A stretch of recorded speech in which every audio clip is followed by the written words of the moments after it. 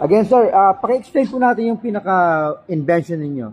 So, ang invent ko po ay isang foldable crutches dahil nga ako po, ever since nung lumalaki ako, commute ako, pag nagtatrabaho, nag-aaral, ganyan, laging naging sagabal sa akin yung mobility assisted device, lalo na pag nagko-commute sa mga FX, sa jeep. And there was one time na nagpunta ako, visit ako sa tita ko sa abroad. Pagsakay ko ng aeroplano, naging tinape nila yung saklay ko, tapos tinago nila. So it was difficult for me kasi syempre pagka kunwari si CR ka ulit, hindi papakuha mo, untape na naman nila. So parang nagkaroon ako ng eureka moment that time. Pero it took me years to really take a step of faith na parang sige nga subukan kong gumawa ng innovative solution sa problem na to. And then I just started to list down yung mga positive and negative things na na-experience ko with the crutches, and I came up with this solution na eto, binigay ni Lord yung idea na maging foldable yung crutches. And dahil nga sa gusto ko siyang madali para sa mga may kapansanan. Kasi before, may mga nakikita ko mga foldable crutches, but they are so bulky and very tedious to operate. Unlike po yung sa amin, yung ang patent ko po dito is yung mga lock mechanism niya, na one push button lang talaga siya. And now, you have a full functioning crutches na po. And even in tight spaces, pwede mo siyang ma-fold, unfold, kahit nasa jeep ka, o nasa FX. Ang ganon, hindi masyadong skandaloso. Diba? Sir, paano naging process niyan? May tumulong sa inyo para sa mga materials or pag-construct po niyan? Paano po ba naging process? So, nangyari po noon, baka sakali lang ako kasi alam ko na ang DOST is also supporting mga scientific research and innovative ideas ng mga inventors. So parang randomly nagpunta ako doon, dinala ko lang idea ko na tinanong ko lang naalala ko si Sir Kai pa si Sir Kai po, siya yung isa sa mga staff dati sa TAPI na tumulong sa akin na ma-push forward itong proposal ko para doon sa crutches. Kasi dati, wala akong kaalam-alam. Kasi nagsulat lang ako sa papel, ganyan. Binigay ko lang sa kanila. And true enough, by the grace of God, na-approve naman po yung project. Paano niyo po pinreset yung project? You have it drawn on paper? Paano po ba? Opo. Initially, may idea lang po siya pero... So, verbal lang? Verbal lang. And then sa paper lang. Pero pinabalik po nila ako para at least maggawa ko ng crude prototype ko po. So, gumawa ko out of mga cardboard, foam, masking tape, whatever. Tapos, after nun, nung medyo okay na, pinakita ko sa kanila yung pinaka-concept. So, you made parang, ang tawag dito, parang prototype na made of cardboard? Cardboard lang na prototype. Talaga? Opo. So, pinagupit-gupit ko yun. Alam ng misis ko po yun. Galing nga. So, paano na yun? Functioning na siya pero cardboard, gano'n? Hindi pa naman talaga siya fully functioning kasi mga lock mechanism nun. Pinakita mo lang how it will work? How it will work. Yung parang magsiswivel siya gano'n. Ito, dapat may push button gano'n. And then parang out of that proposal, natuwa po sila TAPI and tinulungan po nila ako. And then after nun, na-develop namin yung initial prototype namin, natulungan din po ako ng MIRDC. And then, isa sa mga angel investors po namin, sila Miss Angie King, yun, tinulungan po nila ako. Lalo na ito. Angie Mid-King? Si Angie Mid-King po. So, siya po ang isa sa mga tumutulong ngayon naman sa akin sa goal to market and siguro commercialization and roadmap. So, we're still praying na maging okay at magtuloy-tuloy lang. Yun.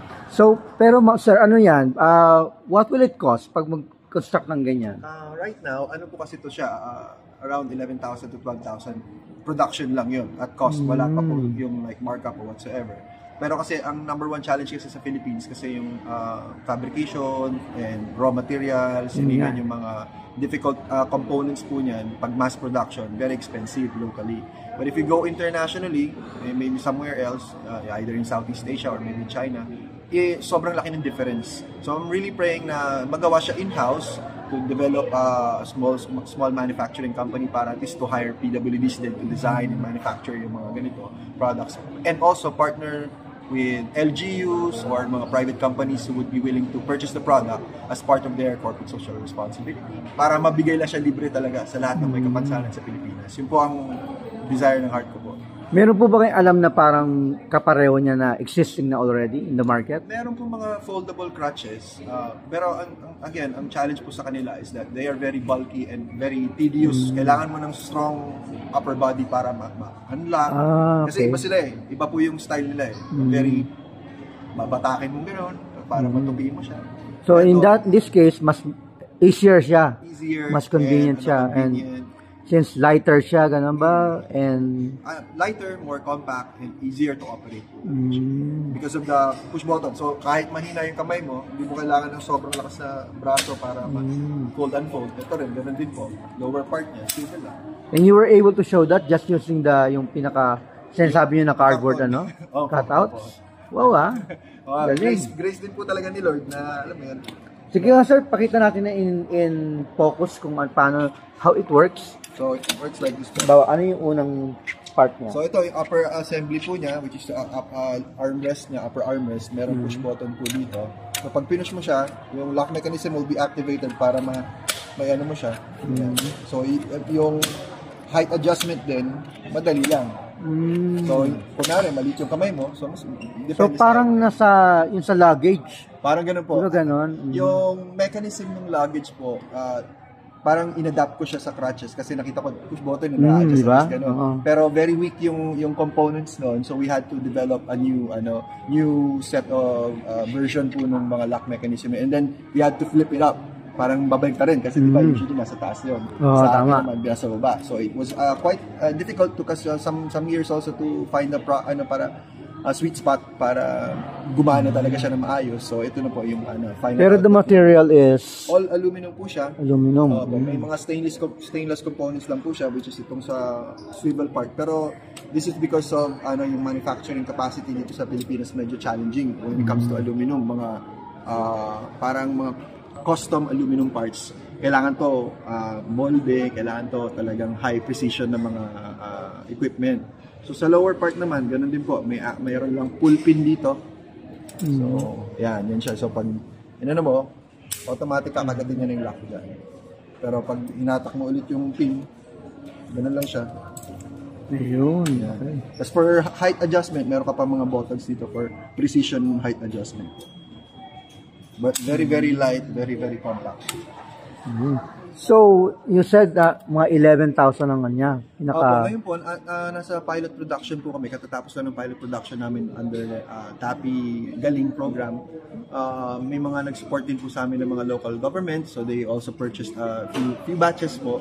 But, ang desire talaga namin is to really lower the price. Mapababa po talaga namin yung price. So that it will be available din all throughout the Philippines kasi maraming mga pidaw po ang nag-inquire, they are also interested, but syempre at the end of the day it's all about the pricing, yung pricing kasi compared to this one, the regular crutches 800 pesos isang pares, so it's hard to match it up, pero at the end of the day we're not really selling yung functionality namin na basta-basta ganyan. Pero we're also trying to find a way na to promote innovative solutions naman sa mga mobility assistive devices. Kasi ito ganito na to ever since Pero ano yung mga other innovative solutions na pwede natin idagdag to make life a little bit more easier, lalo na sa mga may kapansanan na nagko-commute, traveling. And ang crutches is just our parang halo product. It's a starting point because I really believe na this could, if there's an opportunity na ma-push for commercialization to, then we can expand to other mobility assisted devices like wheelchairs or other medical equipments. Ganyan. So I'm really praying na God will also supply yung mga to along the way. Ang galing nga. So, sir, paano yung process niyan? Di ba, how to construct that? May nilapitan kayo na parang company or sarili kayo? Ganun po.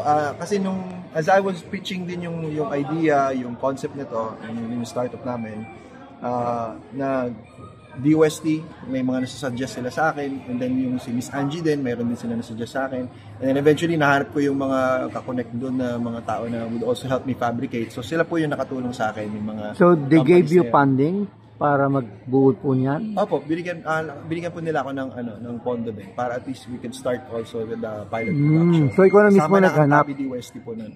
So with their help, nakahanap ka ng tutulong sa'yo para buuin to? Oh, yes po. Opo. Is it a company or what? DOST TAPI po talaga ang initial, and then yung mga ibang angel investors din po ang tumutulong. So, okay. And eventually, nabuo na siya. Ang next step na lang talaga namin ito is to find a way to finalize yung commercial design naman. Para at least, proven na yung concept, it works. Now, ang goal is to really get it into commercial stage. Pero we're really praying that, masuportahan din siya ng national government, even local governments, ganyan. Sana ma-support din ng National Council for Disability Affairs, ganyan, or PDAOs. So, yun yung pinag-pray ko po. NCDA, di ba? NCDA po. So, yun. Kasi, this is an opportunity for innovative idea na gawang Pilipino sa mobility assistive devices. Kasi sa buong Asia, halos Taiwan, China, yung mga market na yan. And mobility assistive devices is really a big market. And there's an opportunity, lalo na growing yung market na yun dahil maraming tumatanda, maraming nagkakasakit, maraming nagkakaroon ng disability. So, if there's an opportunity na ma-uplift din natin yung mga communities natin, lalo na PWD communities, na mag-partake dun sa innovative solution na to, then, alam mo yun, madadagdagan din yung capacity din ng mga PWDs to really be a productive member ng society. Kasi minsan, pag PWD, di ba, hirap mag-aaral. Kasi bakit? Hindi ka makalakad dahil wala kang tamang saklay o tamang gamit. Pero pag nakalakad ka naman, magana pa rin, trabaho pa rin, may discrimination pa rin, sayang din. So, I don't know, we're praying na one day maging okay ko lahat. So, nice. At least part kami nung ano na yan, first steps. So, ngayon, ang hinihintay mo ngayon is further help from DOST TAPI. Yeah, isa po yun, DOST TAPI kasi meron din po silang commercialization program. Pero may mga certain requirements lang na kami na fulfill. And hopefully, once ma-fulfill din namin yung mga requirements na yun, kasi it will again take another season para makuha po namin yung grant na yun. And then also, while in the waiting of those process, naghahanap din kami ng mga outside private na mga funding and opportunities po. Okay.